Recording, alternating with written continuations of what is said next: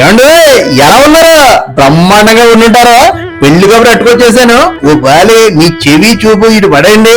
మన Visakhapatnam DBD colony వాస్తవ్యులు శ్రీమతి దేవరాపల్లి దాళమ్మ గారు, అదేనండి లేటు శ్రీ ఎర్రయ్య గారి ద్వితీయ కుమారుడు డేవిడ్ ది పెళ్ళండి.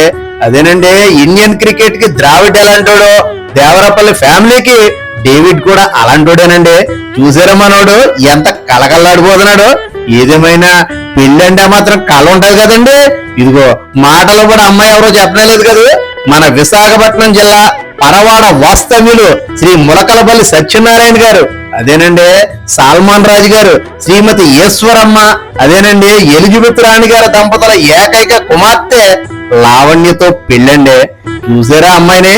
కొందరపు బొమ్మలా ఉంటదంటే అతిశయోక్తి ఏం కాదండి. ఏదేమైనా ఈ జంటను చూడాలే గాని చిలకా గోరింకల్లా ఉన్నారంటే నమ్మండి. ఇదిగో వీళ్ళిద్దరిని అక్కడ పెళ్లిలో చూసి ఆశీర్వదిద్దురుగానే పెళ్లి మాత్రం ఏప్రిల్ 30 బుధవారం ఉదయం 10 గంటలకండి. ఇంక పెళ్లి ఎక్కడంటారా? మన విశాఖపట్నం రేసభవానిపాలెం QMB చర్చిలోనండి. భోజనాలు కూడా అదే రోజు మధ్యాహ్నం 12 గంటల నుంచి వివాహ వేదిక దగ్గరేనండి.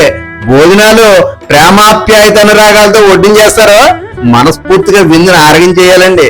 ఇదిగో మరి ఎన్ని పనులున్నా అన్ని పక్కనెట్టేసి కుటుంబ సమేతంగా వచ్చేయమని శ్రీ దేవరాపల్లి సురేష్ గారు, కమలాదేవి దంపతులు మరీ చెప్పారండి. రాకపోతే మాత్రం బెంగెట్టేసుకుంటామండి. ఇంకా చాలా పెళ్లి పనులు మిగిలిపోయాయి. ఆ పనులు చూడాలండి. ఉంటానండి.